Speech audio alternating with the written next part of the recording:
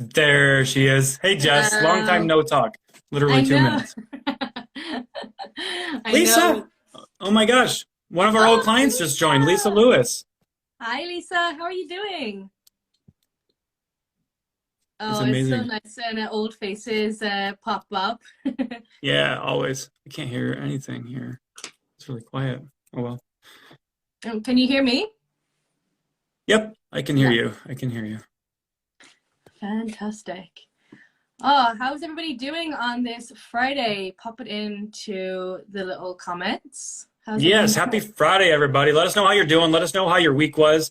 And we are here to talk about all or nothing mindsets today. So let us know how your week was, and if you struggle with all or nothing thinking, black or white thinking. It's either perfection or nothing, right? We can't just do a little bit of something. So if you struggle with that type of mindset, let us know what your biggest struggle is with that, and we're going to talk about it. Yeah. This is probably one of our favorite topics, isn't it? And probably something we talk through with our clients. I would say 70 to 80% of the time, it's going and working through this all or nothing mindset. It comes up in many different areas as well, doesn't it? It really does. It really does. Yeah, So good to see you too, Lisa. amazing. So Jess, let's get the ball rolling on this one then. So Yeah. what what is an all or nothing mindset? So, an all or nothing mindset, let us rewind a little bit. And I think this is how I often describe it is we have loads of different thinking processes in our mind and the way we think.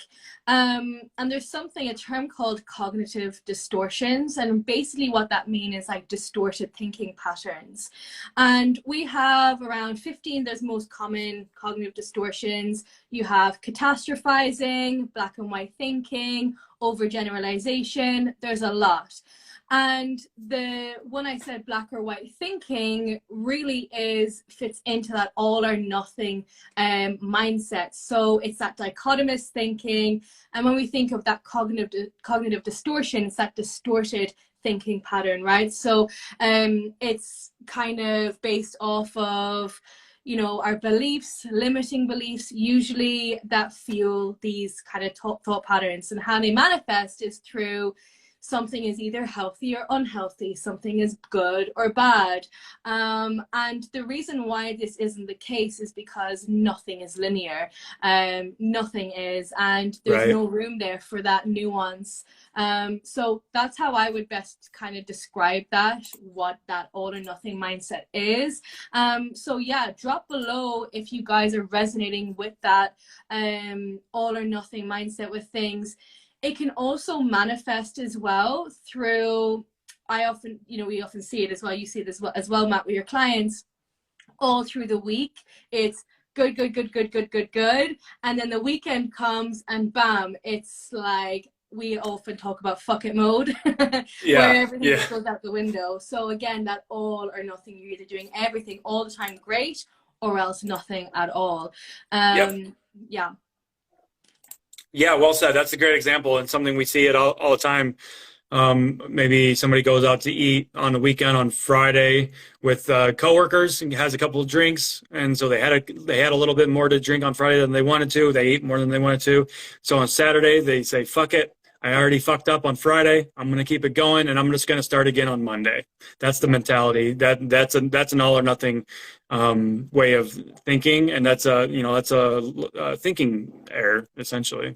Yeah, exactly. And, that also brings up for a lot of people feelings of guilt or shame, after being bad at the weekend, and that leads into Monday morning. And there's always a correlation with people stepping on the scale first thing Monday morning after being in fuck it mode on Oh the week, gosh. right? Yeah. Because it's this fueling that bias as well of, well, I need to restrict this week, I need to do better this week. Well, what does that look like?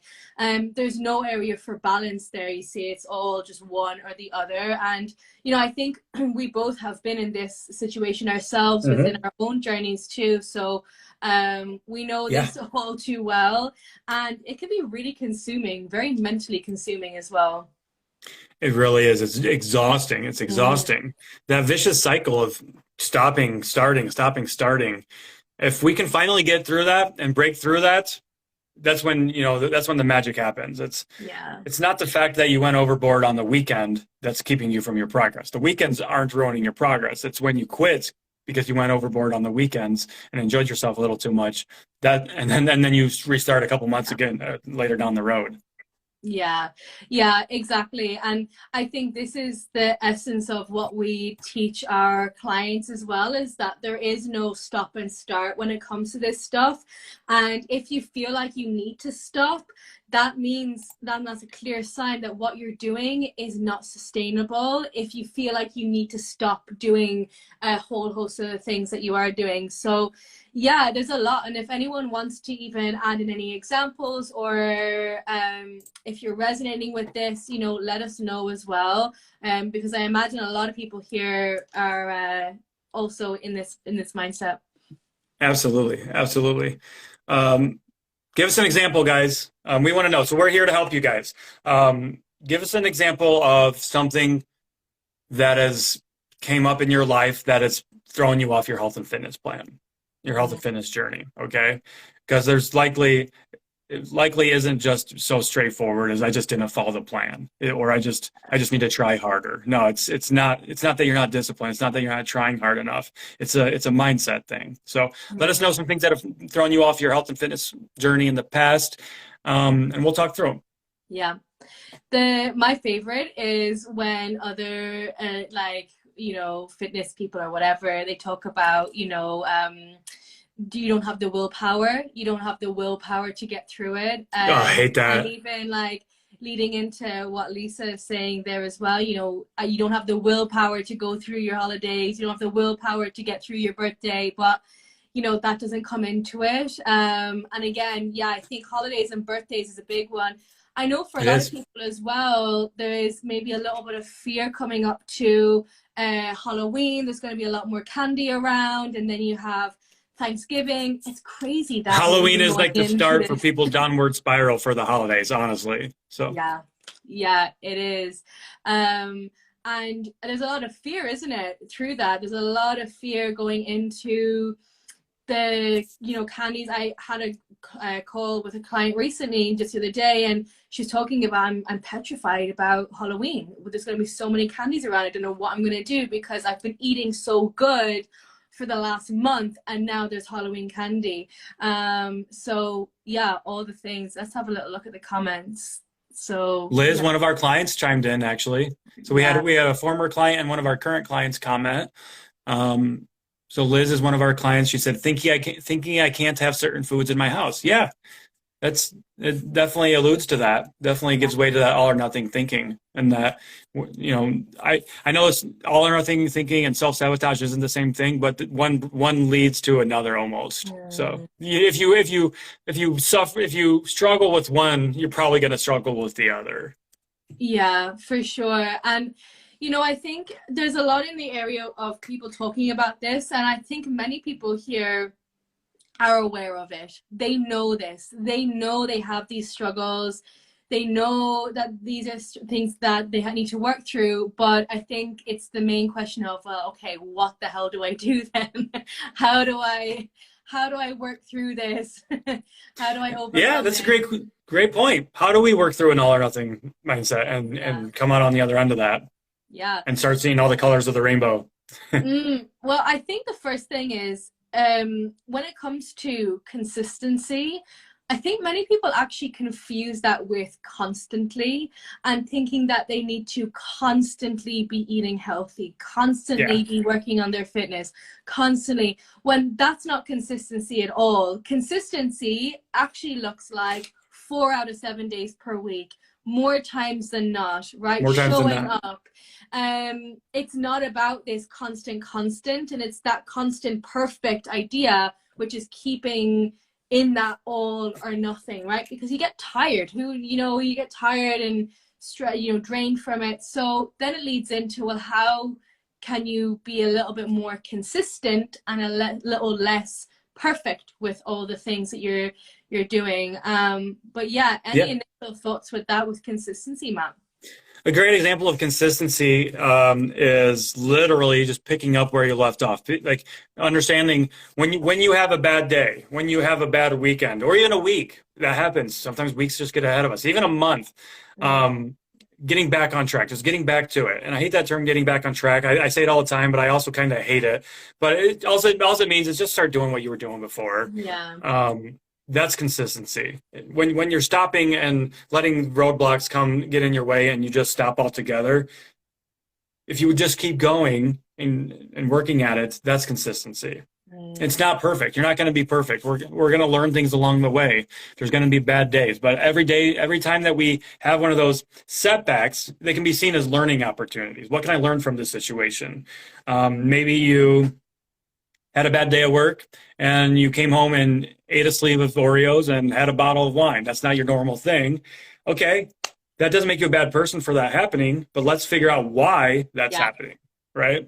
Yeah, exactly. And I think it's just having a little bit more of that curiosity around those, behaviors. And if this is something that's a little bit new, more of a newer conversation, or you're not quite sure where to start, or I think the most important thing is not entering into this conversation with judgment of, oh my God, I have such a bad mindset. That's not Yeah, what we're talking about here. More think of it like you're putting on your detective hat and you're just gathering information about what your behaviors are, what your relationship with food is currently like. So then you can start piecing that together. But even getting back into the all or nothing mindset and creating a little bit more consistency, my favorite thing is actually through non-negotiables. And I know this is something as well you chat about as well, Matt, and having these non-negotiables, but almost like viewing them as Lego blocks that can be switched and changed depending on the week or the month or whatever it is, because no week is going to be the same, no period of time is going to be the same.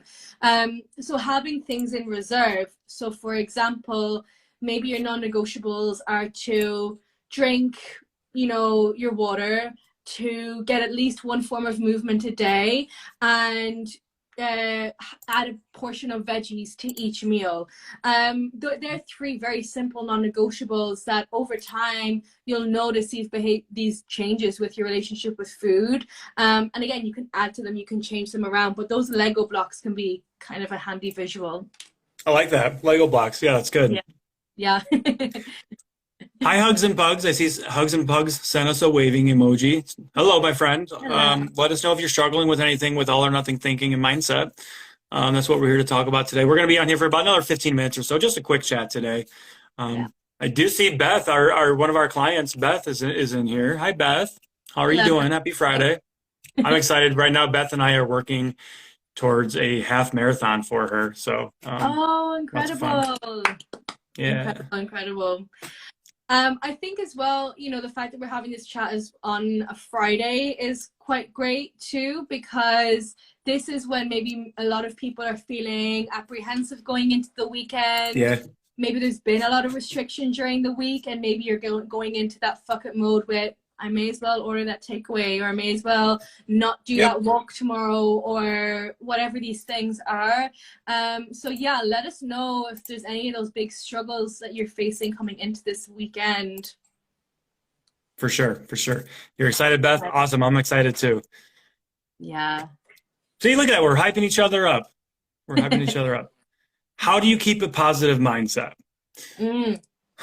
Well, I think what I would have to say about this is by understanding that you're not going to be positive all the time, first and foremost, because that's, there's a thing called toxic positivity. Yeah. Faking it when we're not feeling positive, that does more harm than good. So understanding that you're gonna have those days when your mindset isn't the greatest, when you're not feeling like you love the way you look, or the way you feel, or the way you're thinking, and that's okay. It's gonna happen. So I think that's a good starting point. What I would start with. What about you, Jess? Yeah, I think I agree completely as well. I think that we're humans. We're not going to always be happy and positive the same way as we're not always going to be sad and angry. And we go up and down a scale constantly. But in terms of that, though, of maintaining that positive mindset, so to speak, I think it really comes from your relationship with yourself and how you feel towards yourself. Are you taking care of yourself? Are you nurturing yourself? And this also comes in the forms of promises that you not only make, but you also keep towards yourself.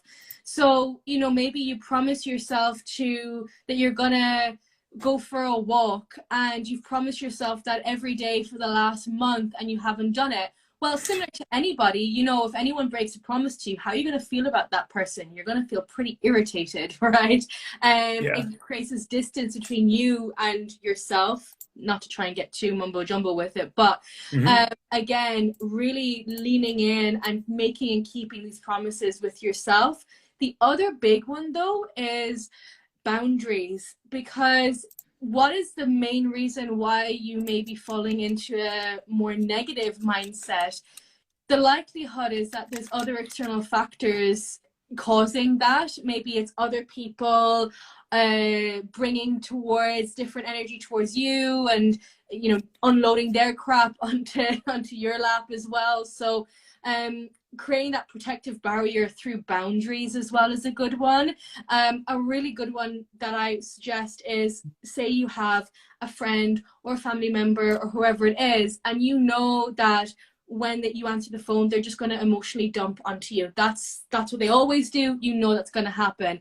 So you have a choice then whether or not to answer or delay that call. So you can do something as simple as, oh, just in the shower or wherever, let me give you a tech call back. And in that moment, you can focus on yourself, take a few deep breaths, and you get to choose when you go into that. You get to choose when you receive that, right? So I think it's that awareness rather than letting these things happen to you as well. Bit long-winded. It's like, how long is a piece of string type of a question too. It's like, it depends. Yeah. Everything that we talk about is individualized and nuanced. We can give you general recommendations and like, yeah, this is how we would approach this. But at the end of the day, it's going to come down to, the individual. So Yeah, for sure. that's what coaching entails is individualizing everything we do. We can sit here and give you suggestions and guidelines and things like that, but coaching takes those guidelines and suggestions and then helps you apply them to your life and your individual unique circumstances. Yeah, I always say this isn't a one size fits all, and there's a whole host of tools, a whole host of resources. What would work for Matt may not necessarily work for me, because Right. we're all individuals. So, yeah, that's what the beautiful thing is about coaching. But yeah, on Beth's note, boundaries is a big thing for me. Good thought, and I think this even falls into that all or nothing mindset. I think perfectionism as well is a big one with that all or nothing mindset. Yeah. Holding on to this idea that you have to be perfect at something, and then if you're not perfect at something, then what's the point? Right. And Yeah. I think again, boundaries is a great one, and also self boundaries. Knowing if you're being too hard on yourself, if you need to have a little bit more boundary with your bedtime, or how much screen time you're using, or your negative thoughts that you're kind of having, these types of things too. Yeah. And I know for Beth, as an example, Walk a Mile 60 in the comments there, her mindset, Beth, your mindset has come a long way in our time working together. I mean, she was out traveling. She was literally across the country all summer visiting her daughter, away from her normal routine. And because of her mindset, she was able to just take that as an experience and still made progress while visiting her daughter all summer. It was pretty incredible to see that growth. Yeah, She came travel is back. a big She came one. back at the end of the summer after not having tracked any calories or weighed herself or anything while she was down there. And I think she lost like 9+ inches and then like almost another 9 pounds, and a lot of that has to do with her mindset because her mindset kept her in a good place and kept her on track, even when all these other variables could have been going crazy, but she controlled what she can control. Yeah, yeah. It really comes back to those non-negotiables though, and whether or not she was consciously doing them. It sounds like that's exactly what she was doing to maintain that consistency while traveling as well. And it's also, you know, if travel is a big thing that people do, I know travel is a big thing for me, I know it is for you as well, Matt. Totally. It's being kind of like, okay, well, not every trip is this like vacation where you're like having the whole buffets and having all the Right. things and Yeah. lounging on the beach, Yeah. right? There is, if you do travel frequently, it's how to strike a bit more of that balance and Right. as well. So yeah, I love Yeah, it's that. like if you travel once a year for a week, I'm like, don't even worry about it. Like, just go enjoy yourself. But if travel's a big part of your life, then yeah, maybe we should work on the balancing aspect a little bit. Yeah, yeah, for sure. A great question here as well, Matt. I know one that you love Uh, is how does alcohol affect weight loss? Thank you so much for this question. That is a good question, and it's a question we get a lot. Mm, Um, it is. so I'll start this by saying, can you drink alcohol and still lose weight? Absolutely, absolutely. At the end of the day, what matters for fat loss is calories in versus calories out. And alcohol, if you're accounting for your alcohol as part of your overall calories, then yeah, you'll still lose weight if you're in a deficit. But it makes it harder. Mhm. Alcohol does make weight loss a lot harder. And I would ask you, if that's a question for you or a priority for you, first of all, I would examine the relationship with alcohol if that is that important to you. I'm not saying it is, but a lot of people, it's like, I really need alcohol and I want to lose weight. I'm like, we need to look at that relationship with Yeah. alcohol. But alcohol can have a lot of indirect effects when it comes to our weight loss. It can impact our mood, right? Anxiety is a thing, which is a big reason why I stopped drinking. Anxiety and depression after drinking. Mm, Um, so it can impact your hormones. It can elevate your cortisol, your ghrelin. It can elevate your ghrelin, your hunger hormone. So you're going to be craving those not so nutritious foods, right? When you're hungover or a day after drinking, what do? You don't go eat a salad. You go eat sausage and gravy and biscuits and all the fatty foods, right? So indirectly, your hunger is going to be higher. Your inhibitions are going to be lower. But not only that, but when you drink alcohol, your body stops all the other metabolic processes that you're going through, that your body goes through, because its priority is to take that poison, because that's what alcohol is. Even one drink is poison. Its priority is like, I need to get this poison out of my body. I'm going to stop doing the other things, such as muscle protein synthesis, until this alcohol is out of the body. And that can be up to 36 to 48 hours for some people, depending on how much you drink. So that's 1 to 2 days of your body's metabolic system completely fucked because of it's getting rid of the alcohol. So yeah. as with everything, alcohol truly is one of those things that you really need to practice moderation. I saw a snippet this morning about how 1 to 2 drinks per week is going to be the new recommendation going forward for people, and people are losing their fucking minds over it. But it's like, I thought it was per day. It's like, no. Yeah. I So know it's a super interesting subject as well. And I think, yeah, you answer that really, really well too. But, you know, even if you're thinking about what is your goal fat loss or is your goal to heal your relationship with food? Because especially if, and I want to assume that everybody's goal, if you're working on a goal, is to heal that relationship with food, not just the fat loss. yeah, um, then there's a lot of mindset work that needs to be done. In fact, it's all mindset work in terms to heal your relationship with food. And if you're, you know, drinking a lot or, you know, you have that anxiety and all of that, that's not going to support your mindset to help you grow it's and not. develop. Because if you think, and I've been on my own journey with alcohol as well, which is crazy as well as an Irish person, it's literally in our blood.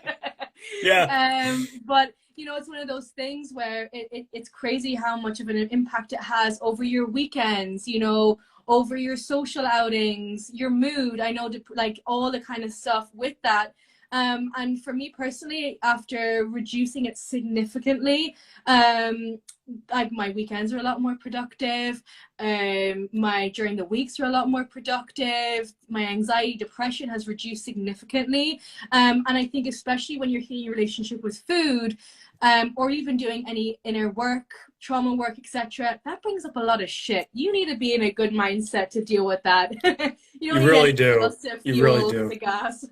And the person that asked that question, they said, "Thank you. I need to hear this. Thank for motivation." I'm so happy to Yeah. hear that. Um, and that's the relationship with alcohol thing for me as part of my own growth. That's why I was Mhm. like, this just doesn't serve me anymore. Yeah. I came back from the last time that I was out, and I was like, what the fuck? Like, I feel awful. I felt awful for literally days. Yeah. Like, I was depressed, and for no reason. I'm not a depressed person. You know, I'm generally a happy, upbeat person, but I had so much anxiety and depression, and for like 3 or 4 days, it completely brought me to my knees. I was like, no. That is a big one. Brain fog. You stop drinking after, I don't know what, I'm not going to put a time limit to it, but sooner rather than later, the brain fog will clear up. Absolutely. Yeah. And I'm not anti-drinking, of course. I'm definitely not anti-drinking. But I think we just need to be honest with ourselves with our relationship with it, just as with everything. Yeah, I think it's like everything, and this really ties in again to that all or nothing mindset. Yep. Is no one thing is inherently bad.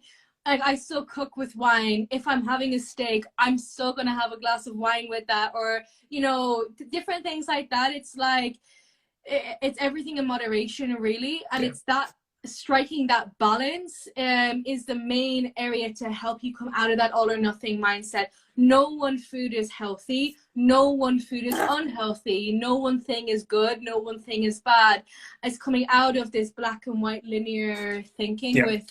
with all of it to help strike a little bit more of that balance. And actually by doing that, you're going to open yourself up to a lot more joy within your life, a lot more happiness, a lot more positive experiences as well. So yeah, Yep. hopefully this was a good little intro to that for anyone who needed to hear it. For sure. And myself, I know as a coach now, I'm pretty healthy, right? I'm generally pretty healthy. I know that having if I have pizza tonight, I know that that's not going to make me unhealthy. Just like I know that eating, if I were unhealthy, I know that eating one salad isn't going to make me healthy. It took a long time to develop that mindset. I used to be a chronic fad dieter. I used to subscribe to the cheat meals, which actually turned into a cheat day, really, which turned Yeah. into a fucking cheat weekend, right? Because of that all or nothing thinking. I was giving myself a cheat meal. Why was I giving myself a cheat meal? Why did I need to have a cheat meal if I was having a balanced diet? You don't need that. That's why I'm so against cheat meals and cheat days. It allows for that all or nothing thinking and that perfectionism to creep into your life without you even realizing it. Yeah. That one cheat meal turned into a cheat day, turned into a cheat weekend, which turns into, fuck it, why am I even trying? Yeah, for sure. And actually, I was having this conversation as well this week with, even eating out in the restaurant or wherever it is. And it's like, well, if you're having, say, a pizza, first of all, I don't know about anyone else here, but and now I struggle to eat an entire pizza if I've had all my meals that day. Like for me personally anyway. I will still put down a pizza. Yeah, but like we're different, Matt. You're like you're a lot bigger than I am. That's true. That's true. But no shame with anyone who likes to like that can. But also striking a bit more of that balance with it. Like, can you add a salad with that pizza? And this is something that blows people's mind. It's like, what, I can have salad and pizza? It's like, yeah, like Yeah. why can't you? Why I do that all the time actually. I'll have salad with pizza or pastas or these types of things that usually are lacking those nutrients. There And you go. that in essence is that balance with things. So Yeah, I love it. I love that. Yeah, I'm not one that incorporates the salad with my pizza because I usually have a salad most days anyway, so I'm not Yeah, gonna have it with my pizza. I have to have chicken wings with my pizza though. So yeah. I like it. It's a protein boost too because most pizzas aren't a great protein source. I love chicken wings. I love protein, so it's no brainer for Yeah, myself. no, I agree. I agree on that as well. And that's probably why I can't finish the full pizza as well. True. I've been getting better though because I tell this to Sierra every time. I'm like, I need you to help me stop with because like with pizza, I that's one of those foods that it's so easy for me to overdo it. Everybody can relate to Yeah, that. yeah, So I'm like, I really need you to like, why are you going back for another serving of pizza? I'm okay with somebody calling me out like that. yeah. You don't do that to people unprompted, of course, but I'm No, telling her to help me with that. So yeah. yeah, See, I that's the know. thing too. I'm a coach. I struggle with that type of stuff too. And that's also what I want you guys to realize is even as coaches, we struggle with the same stuff that you guys struggle with. It's just Yeah. we are equipped with a lot of the tools to help us get through those things. And we have a mindset to help us get through that type of stuff. Exactly, because that for you probably isn't a very regular thing when it does occur. Yeah. My thing is definitely like the blue M&Ms. If I have blue M&Ms, like game over. Really, Like the blue ones, because it's not like they taste any differently, right? they're like the blue. No, like the blue packet with the crispy like little. Oh, the crisp. Okay. Yeah, the Okay, crispy yeah, M&Ms. like the pretzel, are those pretzel M&Ms or something? They have that crisp to them. I know what you're talking about. Wafer or Yeah, something, I yeah. think. I think maybe Wafers. you guys don't have it over there. I think you're missing out big time. Oh no, blue M&Ms. They're called like crispy ones, like the 500. M&M crispy ones. No, maybe you guys don't have them over I there. don't think we have them here. What the Oh hell? my God. You're missing out. Anyway, that is my thing. That is my thing where like with Kieran, I'm like, you need to like take that bag away from me. Like it's like no. So yeah, we all have our things, but I think it's just realizing that none of us are perfect. It's striking a bit more of that balance. And Hmm. more than anything, take that pressure off and stop being so hard on yourself if you do go overboard or if you do get in that fuck up mode, just pick up where you left off and continue on.